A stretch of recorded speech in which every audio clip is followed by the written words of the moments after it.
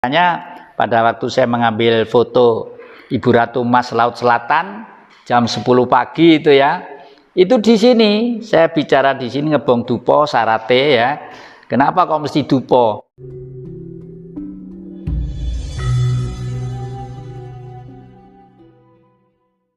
Inilah waktu itu disebut manusia.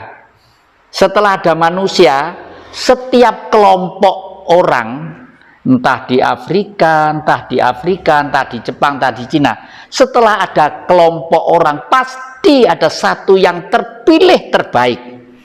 Ini sudah kehendak beliau, kehendak Sang Maha. Karena apa? Supaya ciptaannya ada panutan yang bisa diikuti. Makanya bunder seser. Terus ada istilah lagi nabi, ada istilah rasul, lalu nabi, lalu yang terakhir adalah Bung Karno. Kenapa kok mesti Bung Karno? Karena Bung Karno itu hidup sudah boleh dikata lahir tahun 71 meninggalnya.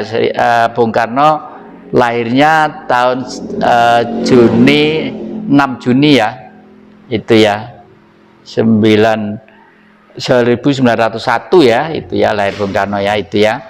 Jadi kenapa mesti Bung Karno? Karena Bung Karno itu ajarannya itu ternyata mewakili aspirasi teori-teori politik ribuan tahun yang lalu.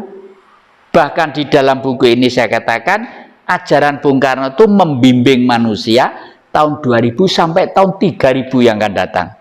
Dan adik-adik ini kelihatannya sudah secara langsung dan tidak langsung sudah tersentuh hatinya oleh ekosistem, karena sudah hidup dengan alat-alat yang modern, digitalisasi yang modern, fungsi YouTube sangat penting segala macam gitulah. Dan nanti itu dalam teori mencari kehidupan gaib sudah tidak ada istilah katanya, tidak ada itu. Kalau katanya ada malaikat, katanya ada Tuhan, kasunyatan semua ya? Semua kasunyatan dan bisa diutarakan secara rasional dan ilmiah. Ke depan begitu ya? Ke depan, dan sekarang aja udah bisa. Misalnya gendruwo ya, gendruwo itu kan umumnya orang-orang dideni ono gendruwo segala macam. Sekarang kita berpikir gendruwo sama manusia dulu mana? Mesti dulu gendruwo ya. Karena apa? Pada waktu alam semesta ini diciptakan, itu ada sosok-sosok malaikat atau dewa-dewa bahasanya umum ya, atau bentuk-bentuk kehidupan yang gaib. Apa mungkin itu termasuk Abuljan, Banuljan gitu ya? Bagaimana? Apa itu termasuk katanya Abuljan, Banuljan sebelum? Ya, dalam bahasa ada yang semacam itu ya. Ada menurut bahasa kitab masing-masing ya. Benar aja sebenarnya. Lalu tugasnya apa mereka itu? Yang menjaga ekosistem alam lingkungan. Makanya sekali tempo perlu berdoa begini misalnya, Nyai Danyang Kaki Danyang ingkang mbawrek saking bumi suci Singosari, sinarengan kalian sedulur papat lima pancer kang tebih tanpa wangenan kang celak tanpa singgolan, kula nyuwun surungen menapa ingkang dados cita-cita kula kangge ndamel kawibawaanipun bumi suci Singosari supados bangsa Indonesia tetap utuh, seger waras selamat, NKRI demi masa depan. Ya gitu aja udah. Nah, karena apa? Karena seperti saya di sini itu. Di sini kan saya baru aja tahun 67 saya bertempat di sini, ya. Karena saya nggondeli air sumber Nagan itu supaya tidak kena orang lain, ya. Kenapa saya gondeli? Karena air itu bentuk kehidupan yang sangat penting dan sangat dominan. Akhirnya air sumber Nagan itu sekarang buktinya itu air punya saya, itu sumber Nagan itu ya. Bahasanya punya saya. Karena suratnya itu namanya Jatikusumo. Tapi air kan bukan dari saya, dari Sang Maha. Untuk tumbuh-tumbuhan, untuk segala macam. Sekarang saya loss. Untuk saya berikan secara gratis 1 sen pun tidak mengambil biaya untuk pondok pesantren, untuk orang-orang desa, untuk sampai kemarin itu saya beli cenil malam-malam. Bu, saya beli cenil 5.000 macam-macam, saged. Oh, saged, Mbah, nggih. Terus duit saya itu harta kula dan mobil kula mendet sekedap riyen nggih gitu. Udah Mbah, dibawa aja. Mbah ndak usah bayar. Loh, nggak apa-apa, saya beli kok. Ndak usah bayar, Mbah. Karena cenil ini, Mbah, satu keluarga saya itu kalau mandi, kalau masak pakai sumbernya Mbah. Lah gitu. Kan seneng itu ya. Akhirnya tetap saya bayar, saya membeli kok. Kalau gitu tuh saya sudah ternyuh rasanya itu ya. Nggih. Apalagi yang belum dian ini. Nah, Jadi saya baca sekilas biografinya yang Candi Kusumo. Itu kalau nggak salah pernah haji sampai 2 kali tuh berapa gitu kalau nggak salah. Pertanyaan saya sih sebenarnya ada tesis yang pernah menyatakan begini ya. Syahadat itu adalah cakar ayam, fondasi, kemudian sholat itu adalah dindingnya, sementara zakat itu adalah jendelanya, puasa itu perabot-perabot yang ada di dalamnya, dan haji itu atapnya.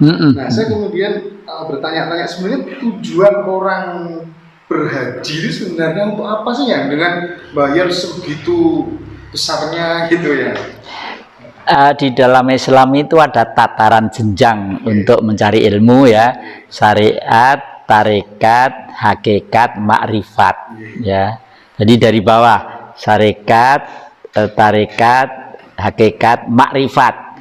Kalau kita bisa mengambil makrifat, kenapa kita mesti masih SD terus, SMP terus, SMA terus? Kenapa kok tidak langsung ke profesornya sekalian? Dan itu nanti bisa dibuktikan ya, karena kalau sudah ke jenjang yang tertinggi itu di luar dugaan. Saya naik pada waktu pergi ke Mekah, saya nggak bilang haji ya, pada waktu pergi ke Mekah, satu yang membiayai itu orang Nasrani ya, namanya Dr. Sukowaluyo, orang Semarang, datang ke rumah pagi-pagi, katanya setelah dapat warisan banyak pengen saya naik haji. Itu saya pura-pura enggak ngerti haji itu apa sih, Dok? Walah, setiap Jumat di sini ada pendalaman agama gitu, tidak datang Mekah. Nggih, saya mati minta, saya mau, Dok, kalau ibu yang melahirkan saya diajak. Saya itu orang desa, lahir di desa Papungan, kecamatan Kanigoro, Kabupaten Blitar. Jadi kalau orang desa itu pergi haji katanya, waduh sak kecamatan ini kurung kabeh, biar ibu saya bangga gitu, Dan saya di sana istimewa, Mas, istimewa sekali. Saya terus terang aja nggak bisa melakukan ritual-ritual dengan doa-doa sebagaimana orang-orang itu, ndak. Saya batin saya bahwa saya bersyukur bertempat di sini dan saya tetap pasrah kepada Sang Maha Kuasa, mau dibawa kemana saya gitu. Satu, saya pernah masuk ke Gua Hiro, di mana Rasulullah pernah mengadakan sembunyi di situ, karena waktu dikejar-kejar suku Quraisy sembunyi di situ. Lalu orang yang memberi makan itu kan nunggu matahari terbenam, makanya setelah matahari terbenam baru dikirim makanan. Kalau orang diam tafakur, lalu dalam malam Lailatul Qadar suatu saat dapat wahyu, itu logis-logis saja. Meskipun tidak di sana, adik di rumah melakukan tafakur di dalam kamar, membersihkan diri, lama-lama dapat wisik juga, petunjuk juga gitu loh. Saya membuat film Kendedes itu semua berdasarkan wisik ya. Kendedes itu aslinya orang mana, di pulau mana, semua hanya jari saya itu mencari peta Indonesia. Oh, dari sini, dari ini, ternyata ya indah-indah saja gitu loh ya. Ketika berbicara tentang wisik begini ya, banyak teman-teman kita itu ketika proses meditasi mendapatkan suara di dalam dirinya ya. Cuman suara itu terkadang ada yang di telinga, ada yang mengpangandikan melalui lewat mulut, tapi katanya juga ada yang muncul dari rasa yang paling dalam, dari hati lah barangkali. Nah, dari suara-suara itu terkadang juga kok nggak tepat dengan kenyataan. Nah, maksudnya begini, untuk melakukan proses menemukan suara yang benar-benar real dari guru sejati, itu ciri-cirinya bagaimana, caranya bagaimana ya? Jadi gini, grup adik-adik itu sudah benar ngaji rasa, hanya bisa dengan rasa. Kalau dengan vokal kadang-kadang otak ikut main. Inilah perbedaannya orang tua dan sesepuh ya. Orang tua ini umurnya mungkin 90, mungkin 80, itu orang tua karena umurnya banyak. Tapi kalau olah rasa, sambung rasa ya itu ngaji rasa. Anak 5 tahun pun kadang-kadang bisa bunyi. Siapa yang nyuruh? Ya guru sejati tadi itu. Disuruh bunyi karena ada sesuatu yang harus disampaikan gitu. Nah, gitu. Misalnya pada waktu saya mengambil foto Ibu Ratu Mas Laut Selatan jam 10 pagi itu ya. Itu di sini saya bicara di sini ngebong dupo sarate ya.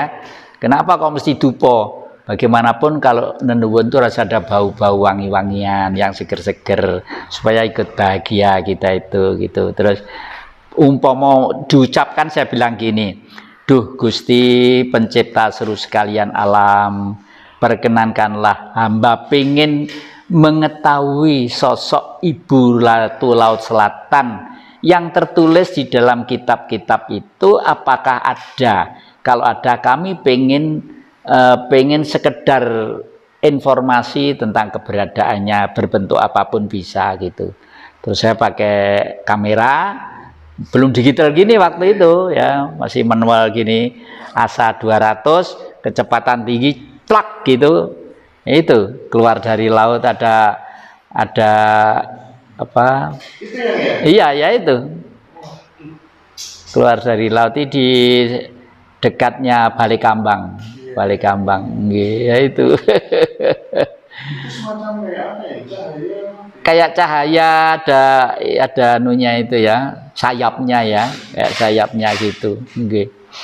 Ya itu. Jadi kembali lagi tentang rasa ngaji, rasa adik-adik itu sudah benar ya. Dan nanti suatu saat kalau ini sudah menjadi fondamen dasar kehidupan bangsa kita, mudah-mudahan anak-anak cucu kita, generasi kita sejenius leluhur kita. Buktinya apa kalau jenius? Tahun itu sudah bisa membuat Prambanan Borobudur. Itu kitab suci loh, itu Prambanan Borobudur itu kitab suci. Tapi orang yang tidak senang mau dibom kayak, mau dibongkar kayak, mau digolengkan ya mereka habis bangsanya. Dongkeli Borobudur bangsanya entek, Borobudur sik durung entek watune wong godene samono. Tadi untuk wisik itu yang benar-benar murni dari guru sejati, tidak kecampuran lelembut-lelembut yang lain. Iya. Dari mana itu ya? Nah, kecampuran lelembut itu kalau kita dalam hidup itu masih mengistimewakan beberapa material, misalnya pusaka ya, atau benda-benda tertentu.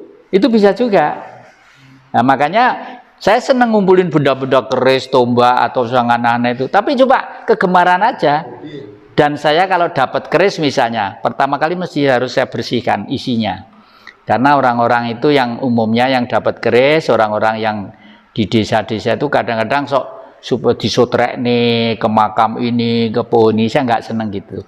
Mesti saya bersihkan dulu isinya. Setelah bersih, saya bersih isinya, ya materialnya yang nggak penting itu, baru saya murnikan bentuknya.